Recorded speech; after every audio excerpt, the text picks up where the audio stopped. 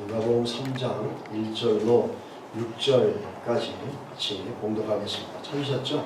1절부터 같이 읽겠습니다. 시작. 디베랴 왕자가 통치한 지 15해 그 본디오 빌라도가 유대의 총독으로 헤롯이 갈릴리의 분봉왕으로 그 동생 빌립이 이두레와 드라고니 지방의 분봉왕으로 루사아니아가 아들레의 분봉왕으로 안나스와 가야바가 대제사장으로 있을 때에 하나님의 말씀이 빈들에서 사갈의 아들 요한에게 임한지라. 요한이 요단강 부근 닥처에서 와서 죄의 사함을 받게 하는 회개의 세례를 전파하니 선지자 이사야의 책에 쓴 바 광야에 외치는 자의 소리가 있어 이르되 너희는 주의 길을 준비하라. 그의 오실 길을 곱게 하라. 모든 골짜기가 메워지고 모든 산과 작은 산이 낮아지고 굽은 것이 곧아지고 험한 길이 평탄하여질 것이요 모든 육체가 하나님의 구원하심을 보리라 함과 같으니라. 아멘. 자, 우리 말씀 나누기 전에 같이 한번 좀 기도하겠습니다. 우리 다음 달부터 다음 주 월요일날 아침에 출발하는데 기도해 주시고 특별히 우기로 인해 가지고 비행기가 연착되거나 딜레이 되는 일이 없도록 하나님 은혜 주시기를 기도합니다. 또 생각을 해보니까 우리 또 싱가포르에서 6월 12일 날 그 미국 정상회담 있지 않습니까? 하나님께서 우리 한국의 구글이 걸린 중요한 일입니다. 하나님이 대한민국을 지키시고 이끌어 주시기를 다시 한번 좀 기도해 주시기 바랍니다. 우리 같이 한번 기도하겠습니다. 하나님 주의 은혜를 구하옵니다. 할렐루야. 하나님이 하실 줄 믿습니다. 자, 오늘 누가복음에서 강조되어지고 있는 요한의 삶 중에 뭐가 있냐면 빈들이라는 개념이 나옵니다.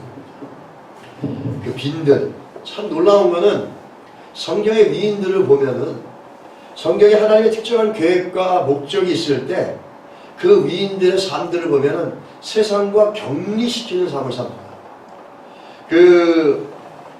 예를 들자면 모세를 보십시오. 모세는 바로왕의 궁전에서 왕자로 자랍니다. 지금도 유럽에 가면은 로얄 인스티튜트이 있습니다.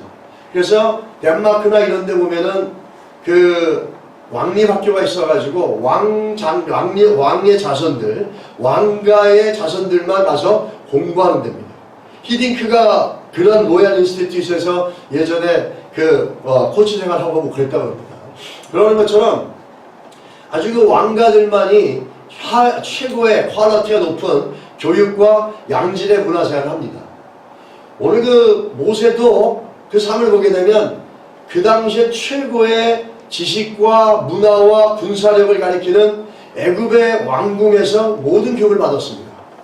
그래서 그 자기의 배운 것과 지식이 넘치니까 그걸 갖고 히브리 민족을 해방시킬 수 있다 생각해서 자기를 따르라고 얘기하는데 오히려 그 히브리 민족들에게 배신을 당하며 광야로 도태되어집니다. 광야로 밀려져 나간 그 인생은 40년 동안의 광야 생활을 합니다. 이 40년의 광야 생활을 통해서 모세가 깨닫는 게 있습니다. 자기의 힘과 능력으로 살려고 했던 모세가 40년의 광야 속에서 뭘 깨닫냐면 그 두 아들의 이름에 등장합니다. 첫 번째 아들 게르솜이라는 아들을 통해서 인생은 나그네라 얘기합니다. 아무도 도울 자가 없다 얘기합니다. 굉장히 회의적이고 굉장히 염세적입니다. 그런데 그가 그 광야 속에서 아무도 없는 그 나그네 같은 인생길에서 누구를 만나냐면 그 광야에서 하나님을 만납니다. 그 둘째 아들의 이름을 엘리에셀, 하나님이 지금까지 도우셨다라고 이렇게 부릅니다. 하나님이 없으면은 인생은 나그네고 허무하고 외롭게 이렇게 살다 나그네처럼 정처 없이 부평처럼 살다 가는 인생으로 끝날 수 있었는데 그가 하나님이 도우신다는 고백을 합니다. 그러면서 자기가 40년 동안 배운 지식과 또 자기 경험과 그런 많은 왕립학교로부터 배웠던 경험을 그걸 통해서 그 이스라엘 백성을 건져냈다고 버리고 인생은 하나님이 도우시면 도우시지 않으면 안 되는 거를 갖다가 광야에서 철저히 깨닫습니다. 그 광야에서 철저히 깨닫는데 사도행전에서는 이 두 아들의 이름을 얘기하면서 그때에 이렇게 얘기합니다. 그때가 언제냐면 출애굽기에 호렙산에 가시떨기에 불이 내리면서 모세를 하나님이 만나주신 그때입니다. 이 40년이라는 기간은 숫자를 의미하는 게 아니라 40년의 격리된 광야의 시간을 통해서 하나님이 모세를 훈련시키시고 하나님이 모세를 통해서 받고 싶은 고백들, 하나님이 모세를 변화시키고 싶어하는 그 모습이 변화된 때, 그때가 그때에 라고 얘기합니다. 그래서 그때가 숫자적으로 40년이 되어진 거죠. 그렇게 격리를 통해서 모세를 만들어갑니다.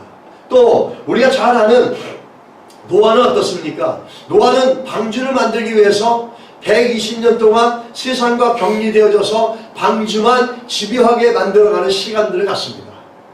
다윗을 보십시오. 다윗은 일찌감치 사무엘로부터 왕이 될 것이라고 기름을 받습니다. 기름 부음을 받습니다. 그러나 그럼에도 불구하고 16년, 17년 동안 이 다윗은 정말로 광인처럼 살았습니다.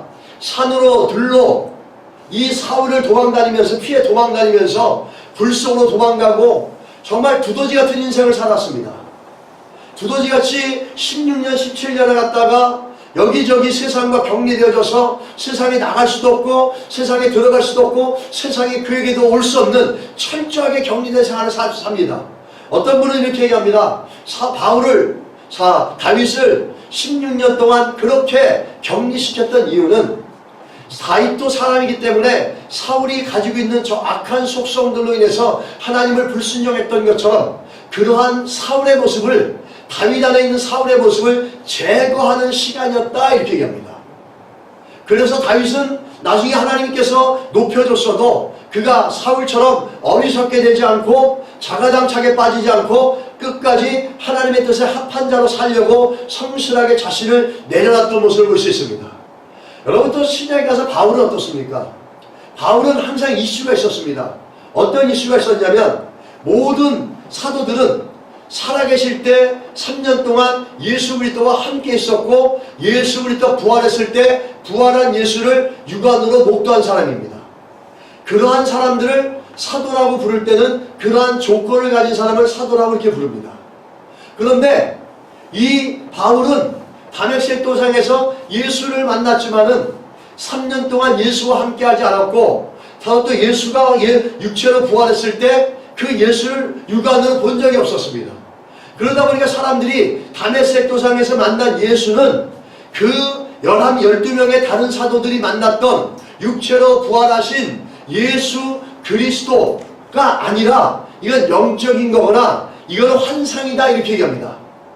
바울은 그렇게 얘기하는 게 아니죠. 아니다. 내가 만난 예수는 너희들이 만났던 육체로 봤던 그 예수와 똑같은 육체적 예수였다, 이렇게 얘기합니다. 그걸 강조하면서 나도 너희와 같은 사도라라는 걸 강조하죠. 갈라디아서 보게 되면 1차 전도여행을 끝나고 돌아온 그 바울은 어떻게 하냐면 이런 이슈가 분쟁되니까 이렇게 얘기합니다. 내가 복음을 받은 것은 하나님의 것이고 하나님의 계시로 되어진 것이지 사람으로 말미암은 것이 아니다. 내가 사도가 된 것은 하나님이 인정하는 것이지 사람이 인정해주고 안 해주고는 나와 상관이 없다. 그러면서 제자들에게 가서 내가 사도인 것을 너희들도 인정해달라고 로비를 하거나 간구하거나 간청하지 않습니다.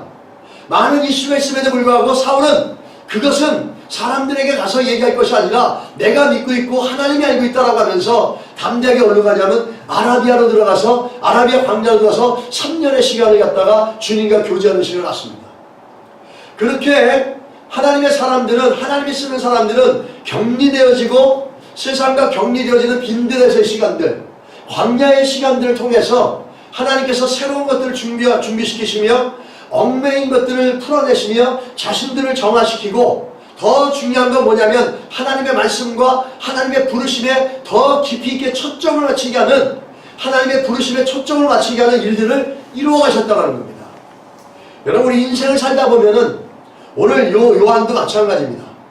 요한도 빈들에서 혼자, 광야에서 혼자 살면서 낙타의 가죽으로 옷을 입고 또 그 맥뜨기와 석청을 먹으면서 정말 광인처럼 미친 사람처럼 살고 있다는 겁니다. 왜 그랬냐라는 거죠. 그렇지 않을 수도 많았습니다. 그렇지 않을 수도 너무너무나 많을 수 있었는데 이 세례요한은 그렇게 하지 않았어요. 자기를 세상과 격리시켜서 철저하게 광야에서 한 가지에만 집중하고 있었다는 거죠. 격리시켰다는 겁니다. 이 상황을 우리가 좀 살펴볼 텐데 먼저 그 당시에 정치적 상황이 등장합니다. 1절에 보면은 쉽게 말하면 4명의 왕이 등장합니다. 한번 파워포인트 좀 켜줘 주세요. 보시면은 이 1절의 말씀을 슬라이드 모드로 좀 해주시고, 자, 이렇게 이게 이스라엘이지 않습니까? 이 조그만 땅덩어리가 이렇게 있는데, 이 땅덩어리에 여기에 4개의 왕이 있습니다. 첫 번째, 여기는 우리가 잘 아는 유대 땅의 총독이 있죠. 빌라도 총독. 두 번째는 요 갈릴리 지역의 북부 지역을 지배하고 있는 헤롯 분봉왕이 있습니다.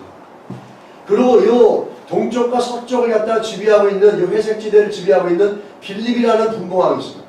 또 위로 올라가면은 이 여기를 지배하고 이 북쪽을 지배하는 루시니아가 있습니다. 이렇게 복잡한 정치 상황입니다.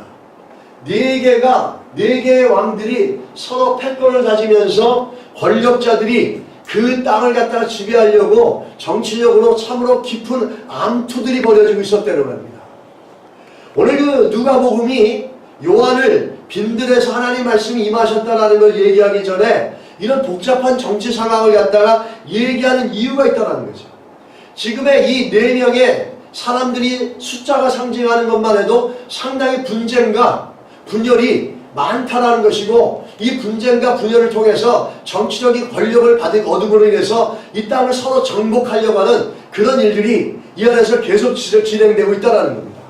암투가 진행되고 있고 정치적인 싸움들이 많이 진행되고 있다는 거죠. 그런데 이 권력자들이 우리가 생각하는 것처럼 정말 선하고 복된 권력자였느냐? 그렇지 않다는 겁니다. 이미 4개로 나누어져 있다는 그것부터가 이들 안에는 권력자들이 정말로 민생을 잘 돌보고 백성들을 유익하게 하는 게 아니라 폭력과 압제를 통해서 이 땅을 이끌어가고 있었다는 겁니다. 우리 세상을 살다 보면은 이런 정치적인 구조는 언제든지 있습니다. 인간이 존재하는 한 정치는 계속되어집니다. 우리 예수 믿는 사람들이 정치를 너무 등한시하면 안 됩니다. 투표권을 잘 행사해야 됩니다.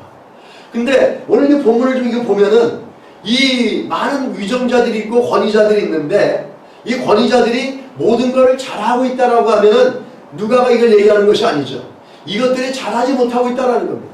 그럼 4명의 왕들의 정치적인 싸움으로 인해서 이 안에는 상당히 많은 내면의 갈등들과 힘든 것들이 있다는 거죠. 이 권력자들은 두 종류가 있습니다. 정치 구조는 언제든지 있는데 어떤 사람이 그 자리에 서느냐가 굉장히 중요합니다. 그 공자가 이런 얘기합니다. 위정자를 나라를 흥하게 하는 자와 나라를 망하게 하는 자로 구분할 수 있다. 요즘 말로 하냐면 역할을 즐기는 자와 권세를 즐기는 자는 나눌 수 있다는 겁니다. 역할을 즐기는 자는 나에게 주어진 이 위치에서 내가 가지고 있는 그 어떤 권력과 힘들을 이 일을 이루는데 100% 쓰면서 그거를 즐기고 그걸 통해서 이웃과 나라와 백성들을 갖다 유익하게 하는 겁니다. 반대로 권세를 즐기는 자는 임금 노릇의 어려움과 그 역할을 하는 데 있어서 어려움과 즐거움을 즐기면서 이웃 백성들을 갖다 유익하는데 보람을 느끼는 게 아니라 자기의 권력이 얼마나 강하고 자기의 권력이 얼마나 서서히 시퍼런지 사람들이 얼마나 내 권력과 내가 명령하는 것에 굴복하고 따라오느냐에 그 초점을 갖고 있는 권력자들이 있다는 겁니다. 바로 이들은 그런 자들이었다는 겁니다.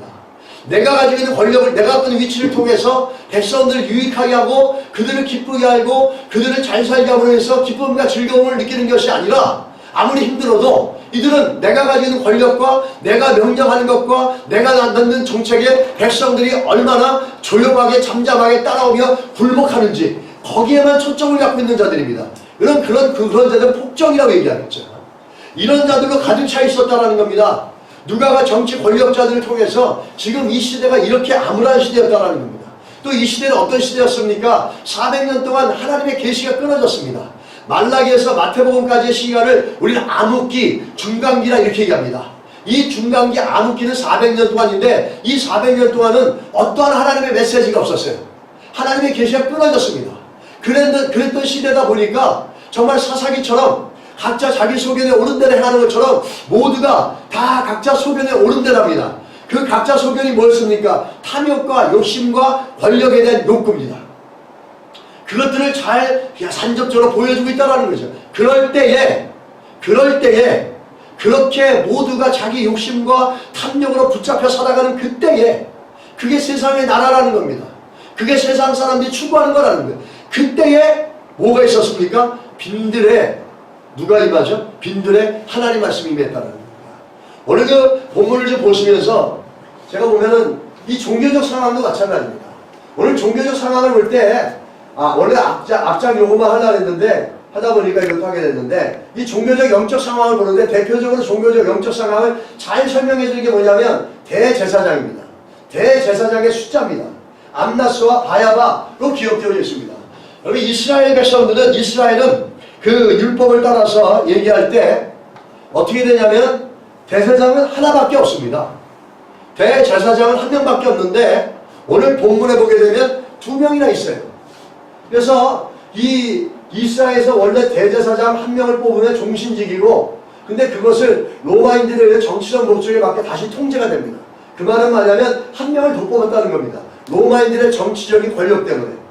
유대인들은 율법에 따라 대제사장직을 계속해서 종신직을 이뤘다. 유대의 최고 기관인 산헤드린에서는 로마 정부에 의해 이행되어졌지만 유대인에게는 여전히 대제사장으로 추가된 대제사장과 로마 정부에 의해 새로 임명된 대제사장이 함께 남게 되었고 이로 인해 대제사장들이라는 복수라는 이야기가 나오게 됐다는 겁니다. 원래 복수가 돼서는 안 되는 거죠. 오늘 본문을 보십시오. 본문에 뭐라고 그러죠? 대제사장으로 안나스와 가야바가 등장합니다. 2절에 보면. 그 얘기가 뭐냐면 이미 이 종교적 영적 상황이 하나님의 말씀을 지키는 것보다 이 로마 정부와 정치적인 결탁과 야합이 이미 이루어져서 그 정치적인 권력과 힘을 유지하기 위해서 그 권력에 따라서 정치적인 권력의 필요에 따라서 그 한 제사장을 떠줬다는 겁니다. 암나스가 봉직기간이 길었고 영향력이 산헤드린에 강력했죠. 왜냐하면 이 이스라엘 백성들이 뽑은 사람이었고 이 사람은 율법에 따라서. 그런데 반대로 가야바는 암나스의 차위이기도 하였지만 공식적으로 가야바가 대제사장이었지만 실질적으로 영향을 안나스가 합니다. 가야바는 로마 정치 권력 정부에 의해 가지고 흩어진 사람들이었다는 겁니다. 이 얘기는 이미 이스라엘 백성들이 그 당시에 정치적으로 이 종교적으로나 영적으로 모든 것들이 무너졌다는 겁니다. 하나님 말씀을 안 지키는 건 태반이었고 이 하나님의 성전을 이 암나스와 바냐와 같이 사두개인들이 강도의 굴려로 바꿔서 돈 버는 현장으로 바꿔버리는 그런 어처구니 없는 본질을 무너뜨리는 일들이 이 당시에 너무나 많았었습니다. 영적으로 피폐했던 거죠. 영적으로 이렇게 피폐했었는데 그러면 왜 이 세례 요한은 빈들에가 있었냐는 거죠. 이 빈들에 하나님 말씀이 임합니다. 이렇게 영적으로도 신앙적으로도 타협되어지고 혼합되어지고 정치적으로도 사회적으로도 서로 자기 것들을 찾아가려고 그때에 하나님께서는 이 세례 요한은 그들과 함께 살지 않고 그들과 함께 어울리지 않고 빈들로 갔습니다. 세례 요한의 삶을 보시면 이렇습니다. 세례 요한은 그 아버지가 제사장입니다. 사가랴의 아들입니다. 그는 정통적인 제사장의 집안이에요. 그는 나이 30만 되면 자연히 성전에 들어가서 제사장 일을 하게 되어집니다. 제사장 일을 하게 되어지면은 어떤 일을 하냐면은 그는 평생 아무 부담 없이 경제적으로 편안하게 살 수가 있습니다. 그 당시에 제사장의 힘들은 막강했습니다. 그 권력의 힘들에 의해서 정치적으로 백업이 되어지는 제사장들의 종교 지도자들의 힘들은 엄청났던 거죠. 그런데 거기에 들어가서 얼마든지 제사장이 되어져서 편안하게 살아갈 수 있었던 사람이었고 더 나아가서 정치력의 힘과 뭔가를 발휘했다면 이 사람도 대제사장이 될 수도 있었겠죠. 그런데 자기의 자신이 충분히 얻을 자격이 있었음에도 불구하고 그것을 포기했다는 겁니다. 그러고서 광야로 들어갔다는 거예요. 빈들로 들어갔다는 거예요. 빈들에 들어가서 광인처럼 삽니다. 메뚜기를 잡아먹고 석청을 먹으면서 온몸에 낙타에 가지고 된 옷을 입으면서 삽니다. 사람들이 볼 때는 그는 거린이고 그는 광인이고 평범한 사람이 아니었습니다.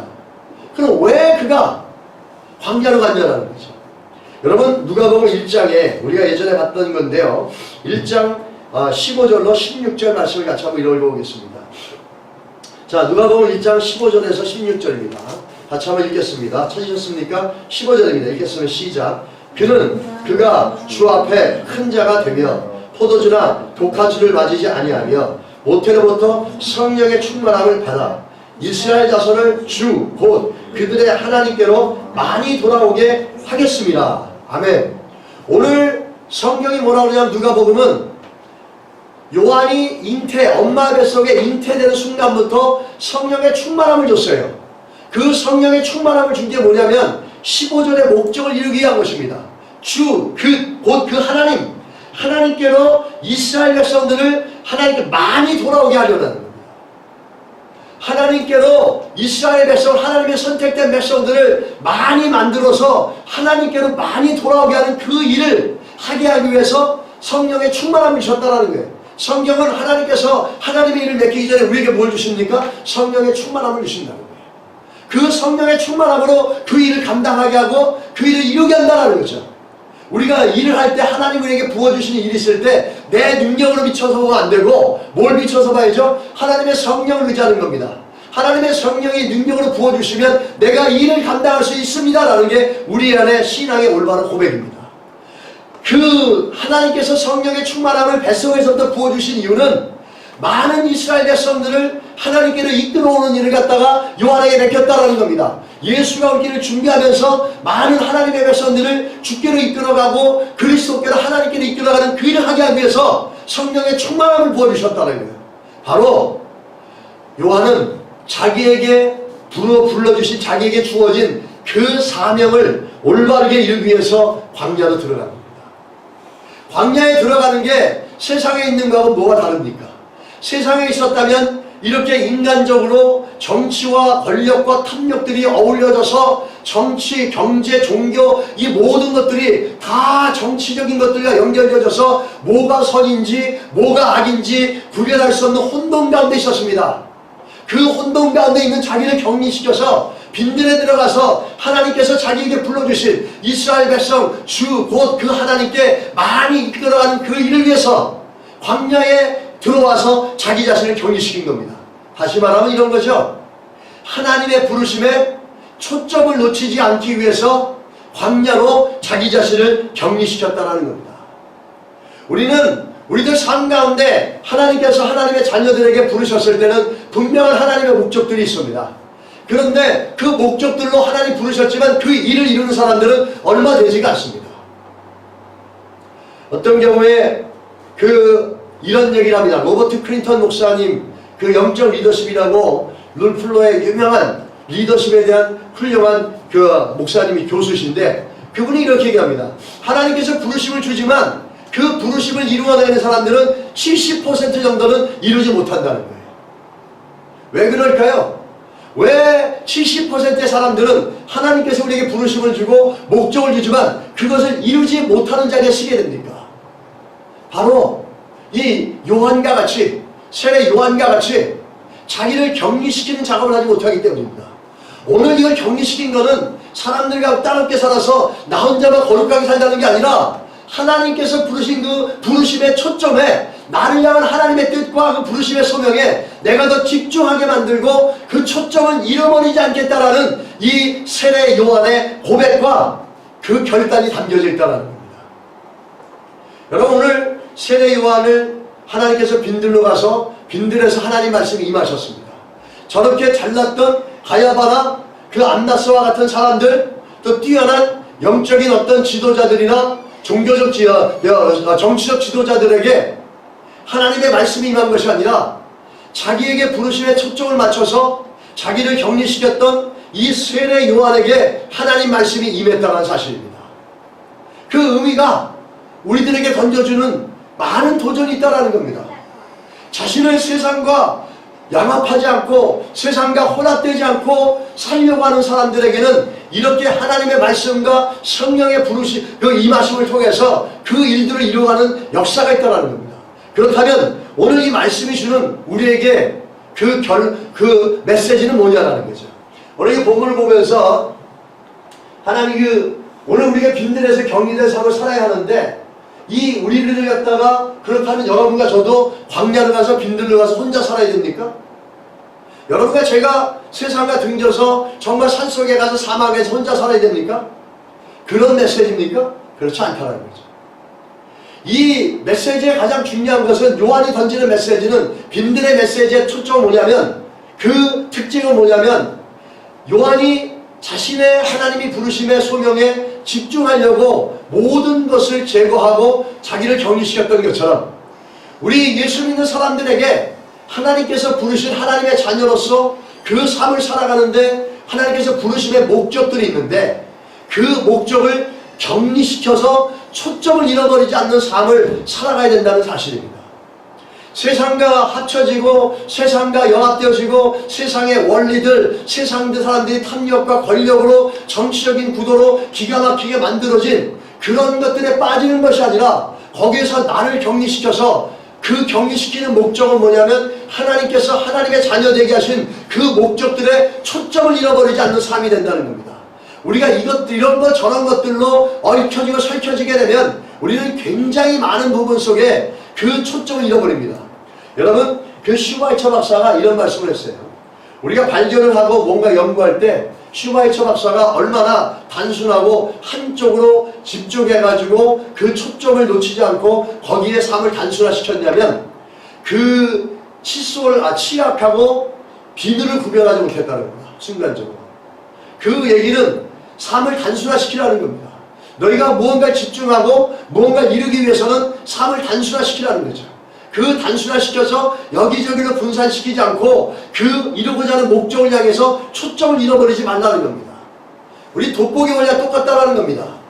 오늘 요한이 우리에게 던지는 메시지는 뭐냐면 하나님의 자녀들 향해서 하나님의 부르심이 있고 목적이 있는데 그 목적을 위해서 세상과 혼합되어지고 세상과 붙잡혀서 복잡하고 얽히고 설킨 삶으로 살면 안 되고 그것과 격리되어져서 하나님과 하나님이 부르심에 초점을 잃어버리지 않는 삶이 되어야 된다는 겁니다. 그렇다면 우리가 광야로 가야 됩니까? 그렇지 않다는 거죠. 우리 마음에 빈들이 있어야 된다는 겁니다. 우리 마음에 빈들이 있어서 그곳에서 하나님께서 나를 부르신 초점을 잃어버리지 않고 세상에서 얘기하는 수많은 것들을 격리시킬 수 있는 그 내 안에 빈들을 만들어낼 수 있는 나를 격리시킬 수 있는 요한과 같은 결단과 결정이 촉구되어진다는 사실입니다. 여러분, 우리가 살아가면서 하나님의 자녀라는 것을 참 잃어버릴 때가 많습니다. 세상 가운데 살아가면서 사업을 하고 여러 가지 일을 하다 보면 인간관계를 하다 보면 이익을 쫓아가게 되고 그런 것들이 얽히고 설치다 보면 금방 우리도 세상의 논리를 따라가고 세상이 얘기하는 대로 세상이 말하는 똑똑하다는 또 지혜롭다는 또 야가야 산다라고 하는 이 세상의 논리를 따라가지고 갈 때가 참 많다라는 겁니다. 우린 그럴 때 그것과 자꾸 연합되어지고 혼합되어지다 보면 예수 그리스도의 하나님의 자녀로서 불려주신 하나님의 자녀로서 우리가 집중하고 초점을 맞춰야 될 하나님의 이루시고자 하는 사명과 뜻들을 잃어버릴 때가 참 많다라는 겁니다.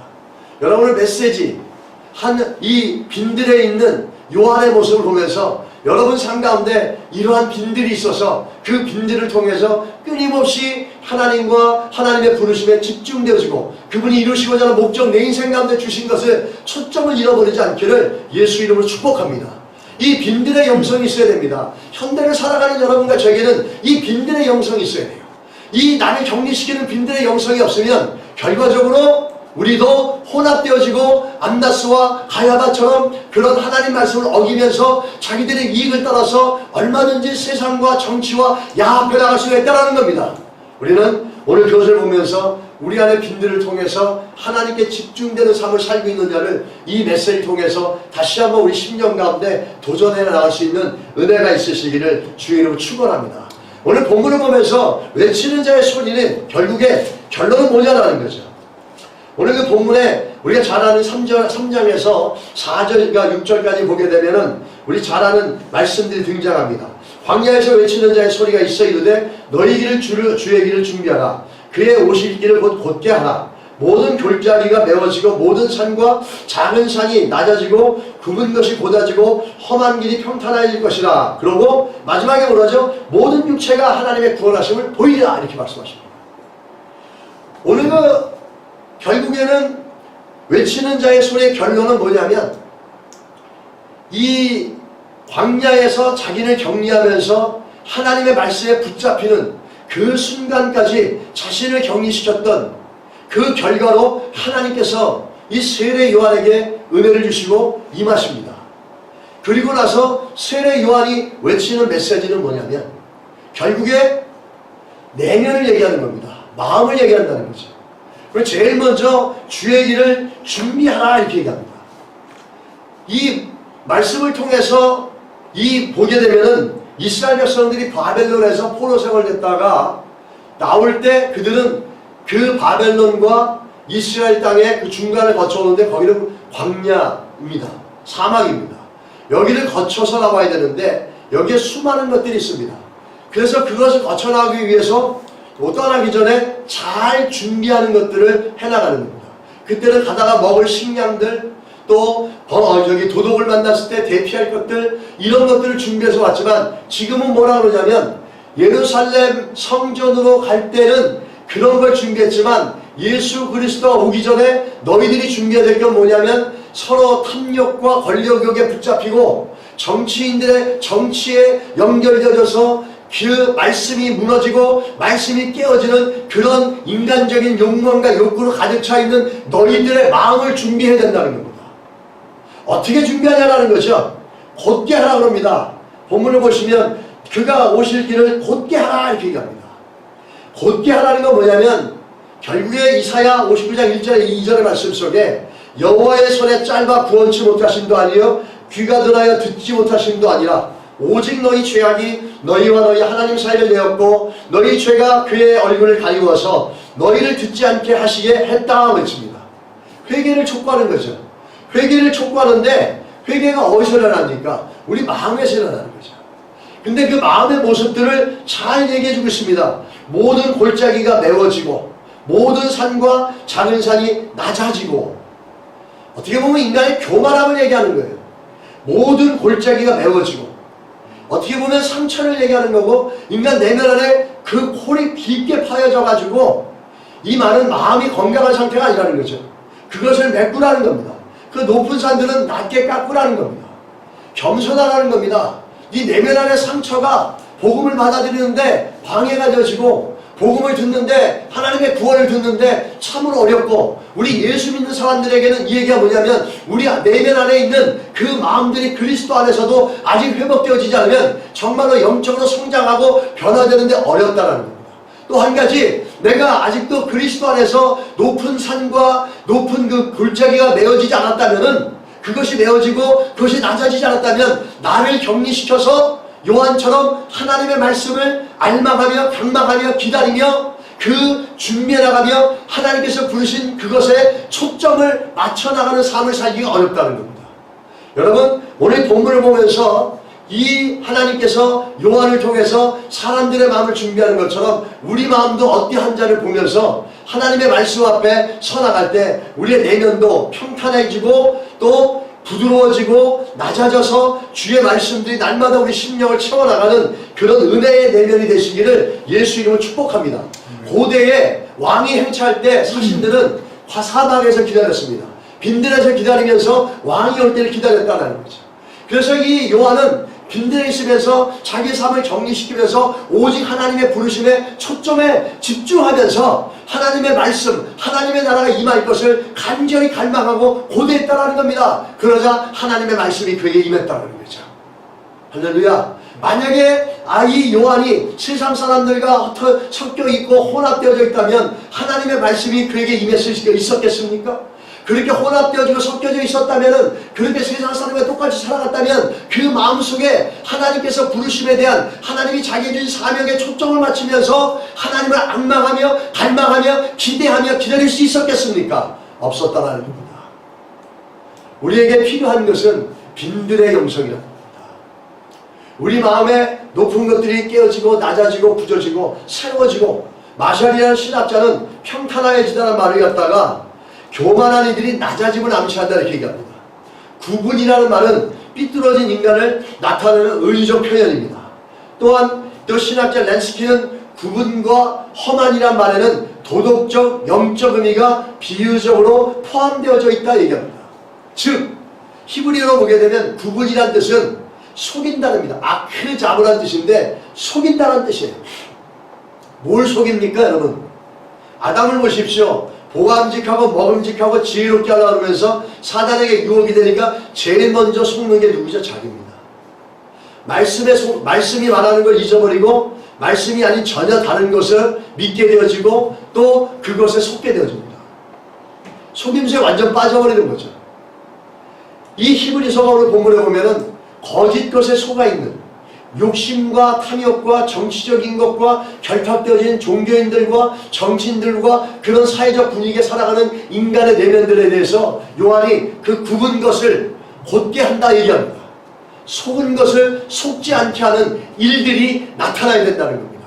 그것이 회개를 통해서 일어난다는 거죠. 또 오늘 본문에 곧게 한다는 표현은 히브리어의 정의와 공정을 얘기합니다. 미시오르라고 합니다. 여러분, 공의와 정의는 잣대를 얘기하는 겁니다. 성경을 정경이라고 그러지 않습니까? 정경을 다른 말로 캐논이라고 합니다. 정경은 다른 말로 자랍니다. 자라는 뜻이죠. 이 사람들이 진리가 없고 자가 없으니까, 내면을 침착해주는 자가 없으니까 자기들이 원하는 대로 생각하고 원하는 대로 추구하고 원하는 대로 달려가는 모습들로 가득 차 있다는 겁니다. 근데 하나님의 진리가 들어오게 되면 공정과 질서가 잡히며 우리의 마음이 어떠한지를 측정할 수 있고 어떻게 되어질지를 갖다가 스스로 알아갈 수 있다는 겁니다. 근데 그들은 그런 게 없었어요. 기준이 없었다는 겁니다. 또 다른 주석에도 보면은 이 내용이 요한이 누구를 얘기하고 있냐면 바리새인들의 교만과 사두개인들의 도덕적 종교적 무관심을 갖다 지적하고 있다는 겁니다. 오늘 그 본문을 통해서 오늘 예수 믿는 여러분과 저에게 사두개인과 바리새인을 지적했다면 오늘 이 메시지가 예수를 믿는 여러분과 저에게는 어떻게 이해되어질 거냐는 거죠. 모든 일들이 어디서 일어나냐면 마음에서부터 일어난다는 겁니다. 다시 말하면 우리 내면에 우리 마음의 초점이 어디에 있느냐를 갖다가 이 말씀을 통해서 우리는 스스로에게 던져볼 필요가 있다는 겁니다. 요한은 하나님께서 부르신 사명에 초점을 맞춰서 그 초점을 잃어버리지 않게 해서 광야에 뛰어들어갔습니다. 여러분과 저는 오늘 예수를 믿지만 하나님의 자녀로서 내 내면의 포커스, 내면의 초점이 어디에 있고 내 인생의 초점이 어디에 있는지를 갖다가 이 요한의 삶을 통해서 우리가 한번 던져봐야 될 줄 믿습니다. 그 초점을 못 맞추게 하고 초점을 잃어버리게 하는 굽은 것과 험한 것들과 세상의 것들과 악한 것들과 우리 내면의 마음의 모습들이 예수의 보혈로 새롭게 씻어지면서 예수의 십자가의 그 부활의 능력으로 우리 마음이 회복되어져서 하나님이 원하시는 삶의 초점에 우리가 집중되어질 수 있는 모습으로 회복되어져야 될 줄 믿습니다. 할렐루야. 여러분 안에 그 초점이 회복되어지길 축복합니다. 요한은 우리들에게 참으로 큰 도전을 줍니다. 하나님의 말씀에 초점을 맞추기 위해서 자신을 격리시켰다는 거죠. 그렇다고 여러분과 제가 광야로 들어가는 게 아닙니다. 우리 내면 안에 빈들이 있어서 분주하고 바쁘고 혼돈스럽고 혼합스럽고 고통스럽고 골치 아픈 삶 속에서 그렇게 자기 걸로 가득 차 있는 삶 속에서 나를 격리시켜서 잠잠하게 내면의 빈들에 들어가서 하나님이 나에게 원하시는 게 무엇인지를 초점을 다시 한번 클리어하고 다시 재조명해 나가는 일들을 우리가 해야 된다는 겁니다. 우리는 이걸 빈들의 영성이라고 합니다. 이 빈들의 영성은 초점을 얘기하는 겁니다. 여러분과 제가 이 초점이 흔들리지 않는 빈들의 영성이 이 땅이 아무리 분주하고 이 땅이 아무리 강팍하게 흘러가도 잊어버리지 않고 놓치지 않고 가는 인생이 되시기를 주의 이름 축원합니다. 예수 믿는 사람들에게 있어야 될 것은 빈들의 영성이라는 거죠. 예수 믿으면서 하나님의 자녀라고 신뢰하는 자들에게는 이 빈들의 영성이 없으면 우리의 초점을 잃어버리고 삶이 나도 모르는 사이에 어그러지고 무너질 때가 참으로 많다라는 겁니다. 빈들의 영성으로 초점이 회복되어지고 지켜지기를 주의로 축원합니다. 영국의 부잣집의 아들로 태어나서 캠브리지 대학을 나온 스터드 선교사님이 있습니다. 그는 영국 최고의 크리켓 선수였습니다. 크리켓은 다른 말로 말하면 영국식 야구죠. 그런데 그 크리켓이 얼마나 잘했던지 그 당시 젊은이들의 우상이었습니다. 이 젊은이들의 우상이 되는 그 절정의 순간에 예수님을 만나서 예수님을 구주로 믿고 나서 인생이 완전히 바뀌었습니다. 어떻게 바뀌었냐면 그의 인생의 초점이 바뀌었습니다. 그의 남은 인생을 주님께 드리겠다. 크리켓이 내 인생의 전부였고 그래서 쏟았던 정열과 의지를 이제는 예수 그리스도께 드리겠다는 고백을 합니다. 이 고백은 다른 말로 말하면 인생의 초점이 바뀌었다는 겁니다. 내 인생의 초점이 크리켓이었는데 이제는 초점이 그것을 향한 에너지와 그것을 향해서 내가 드렸던 노력과, 다시 말하면 그 크리켓을 잘하기 위해서, 드리기 위해서 나를 세상과 격리시키기 위해 그것을 향해서 노력하고 수고했던 그것이 아니라 이제는 예수께 내 모든 에너지와 모든 걸 드리겠다. 그 얘기는 예수께 나의 초점이 맞춰졌다는 겁니다. 초점이 바뀌어졌다는 겁니다. 그래서 그는 다른 말로 그걸 통해서 부자였던 그가 가진 것을 다 불쌍한 사람에게 나눠주고 중국에 가서 선교를 합니다. 그 다음에 또 인도에 가서 선교를 하고 50세가 되었을 때 복음을 전한 일에 은퇴를 얻다고 해서 아프리카 콩고에 들어가서 복음을 전하다가 그곳에 묻히게 됩니다. 이는 캠브리지 7인의 선교사 중에 한 명입니다. 그는 세계적인 선교단체에 웩이라고 하는 단체의 설립자가 됩니다. 그러면서 그가 우리들에게 수많은 도전을 주지만 특별히 그 인생이 완전히 예수를 알면서 바뀌어지면서 자기의 모든 삶이 예수께로 초점이 맞춰져 있는, 정말 격리되어진 삶의 의미가 무엇인지를 보여주는 좋은 예라는 것을 보여주고 있습니다. 여러분, 세례 요한이 빈들에서 하나님 말씀을 얻은 것처럼, 하나님 말씀이 임한 것처럼, 여러분, 우리가 격리되어지고 내 삶의 초점이 무엇인지를 분명히 알아서 격리되어지고 그 초점을 이루고 그루심을 이루기 위해서 하나님의 말씀을 강망하고 성령의 충만함을 강망해 나가는, 악망해 나가는 그런 인생이 되시기를 예수 이름으로 축원합니다. 우리의 초점이 어디 있느냐는 거죠. 그 초점을 이루기 위해서 나를 빈들로 격리시키고 성령 충만함과 하나님의 말씀이 내 심령 가운데 채워지고 임할 수 있기를 갈망하시고 고대하시고 기도해 나가는 우리가 되어지기를 예수 이름으로 축원합니다. 할렐루야. 우리의 초점이 어디에 있는지를 돌아보시고 그 초점이 새로워져 나갈 수 있기를 주의 이름으로 간절히 축복하고 축원합니다. 같은 동일한 말씀입니다. 자, 오늘 말씀을 생각하면서 같이 한번 기도하겠습니다. 오늘 나의 초점이 어디 있는가? 나 하나님의 자녀로서 내 초점은 어디 있는가? 내 가정, 내 삶 속에서 나의 초점은 어떻게 드러나고 있는가? 내가 삶 속에 분주하다 보니까 그 초점을 잃어버리지 않았을까? 내 안에는 빈들의 영성이 있는가? 라고 질문해 볼 수가 있을 것입니다. 우리 돌아보면서 이 시간 기도하겠습니다. 하나님, 그렇습니다. 내 삶 가운데 초점이 무엇이냐? 내 삶 가운데 격리되어서 빈들 속에서